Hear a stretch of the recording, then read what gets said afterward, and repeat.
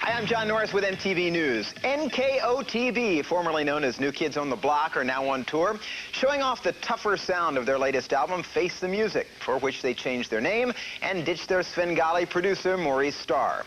We wondered if the group's notoriously die-hard fans, the Blockheads, had evolved along with their idols, particularly the one who told us 4 years ago that she would take a bullet for New Kids. Here's what I found when I ventured back into the world of the Blockheads. You know, 4 or 5 years ago, New Kids on the Block were pretty much the biggest group in the world. But after taking things as far as they could, the guys kind of decided to wipe the slate clean. Well, now they're back with a new sound, playing decidedly smaller venues, and they've got to be wondering, as were we, what's become of the fans. Those screaming, obsessive, out-of-control teens once known as Blockheads.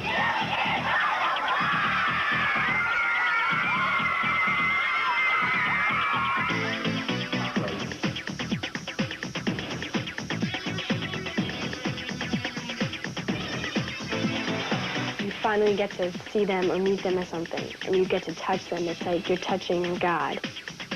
I said that.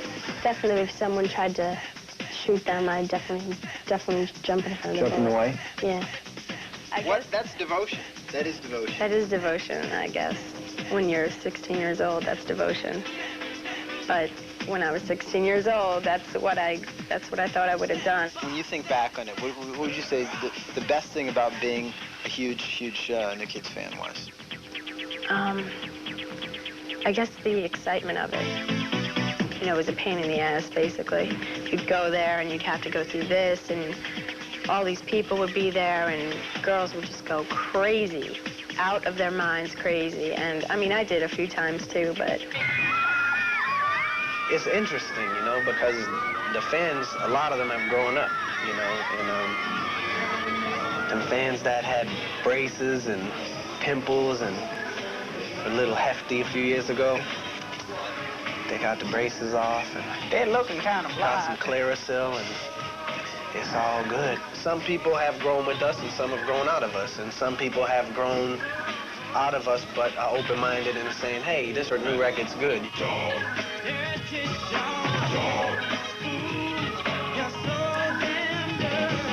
What do you think of the new record? I haven't heard it, to be really honest with you. The reason I haven't really gotten a chance to listen to it is because I'm not into that kind of music. I'm more into Alice in Chains. Personally, when I go to see the show tonight, I'm not going to sit in the seat and look at them as these are New Kids on the Block. I'm just going to listen to the music. If I like it, I like it.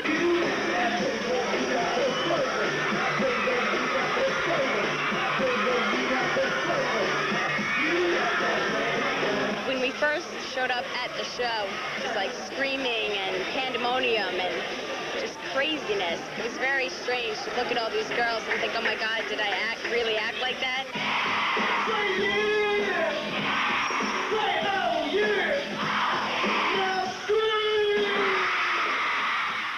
Hi, how you doing? Hola, senora. Nice to meet you.